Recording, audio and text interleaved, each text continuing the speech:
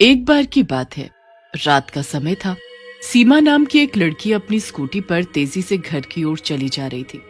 आज तो बहुत लेट हो गया ऑफिस में, माँ बहुत गुस्सा करेगी आज तो, मुझे और तेजी से घर जाना होगा। सीमा अपनी स्कूटी की स्पीड बढ़ा देती है, लेकिन तभी सामने से एक ट्रक तेजी से चला आ रहा होता है। इससे पहले सीमा कुछ समझ पाती, वो ट्रक सीमा को जोर से टक्कर मारकर वहां से भाग जाता है। सीमा रोड पर गिर जाती है और दर्द से तड़पने लगती है। आह, बचाओ मुझे, मेरे हाथ पांव दोनों टूट गए हैं, बचाओ नहीं तो मैं मर जाऊंगी। सीमा की चीखें सुनकर वहां काफी लोग इकट्ठा हो जाते हैं, लेकिन सीमा की कोई मदद नहीं करता। तभी वहां एक एम्बुलेंस आती है जिसे राजू और दीनू चला रहे होते हैं। वो दोनों सीमा को स्ट्रेचर पर लेटाते हैं और लेकर चले जाते हैं। अरे बाप रे दीनू, इस लड़की की हालत तो बहुत खराब है, लगता है ये बच नहीं पाएगी। सही कह रहे हो, इतने एक्सीडेंट देखे लेकिन इतना भयानक कभी नहीं, ये तो पक्का मरेगी। तभी दीनू के मन में एक भयानक ख्याल आता है और वो बोलता है, भाई एक बात बोलूं, अगर तू गुस्सा ना कर, मैं तो कह रहा हूँ ये लड़की मर तो रही ही है, क्यों ना इसके शरीर के अंग बेच दे, हमें अच्छा पैसा मिल जाएगा। दीनू की बात सुनकर राजू मुस्कुराते हुए कहता है, सही बात कह रहे हो दीनू भाई, इसे मरना तो है ही, क्यों ना हमें अमीर बनाकर ही इस दुनिया से जाए। राजू और दीनू की बात घायल सीमा सुन रही होती है। सीमा उन दोनों से बोलती है, कितने दुष्ट हो तुम दोनों, मैं तुम्हारी शिकायत करूंगी, छोड़ूंगी नहीं तुम दोनों को।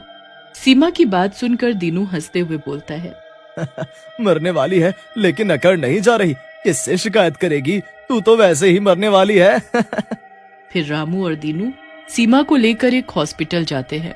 वहां अफरोज नाम का एक डॉक्टर बैठा होता है। उन दोनों को देखकर अफरोज बहुत खुश होता है।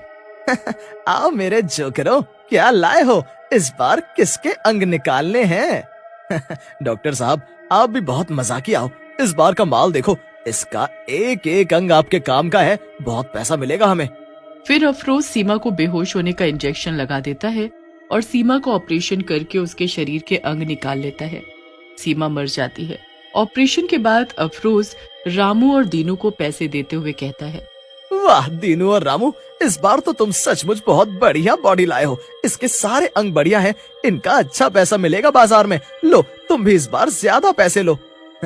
आपकी इस बात पर तो हमें प्यार आता है डॉक्टर साहब, बेईमानी का काम भी ईमानदारी से। हाँ।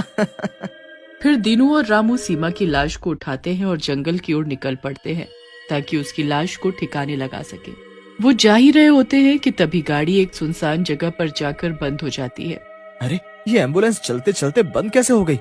तभी गाड़ी की भी सारी लाइट्स बंद हो जाती हैं और दीनू को लगता है जैसे कोई उसका हाथ जोर से पकड़ रहा हो। दीनू डर के मारे जोर से चिल्लाता है, बचाओ बचाओ, कोई मेरा हाथ काट रहा है, बचाओ। तभी वहाँ लाइट आ जाती है। राजू गुस्से में दीनू से बोलता है, क्यों चिल्ला रहे हो दीनू, किसी को पता चल गया तो वो हमें जिंदा नहीं छोड़ेगा। मैं सही कह रहा हूँ राजू, कोई मेरा हाथ काट रहा है। अच्छा मेरे चमन, अगर कोई हाथ काट रहा है तो निशान भी होगा ना हाथ पर, लाओ दिखाओ कहाँ है निशान। निशान तो नहीं है, लेकिन कोई ना कोई काट रहा था मुझे। फिर दीनू और राजू सीमा की लाश को एक जंगल में फेंक कर चले जाते हैं।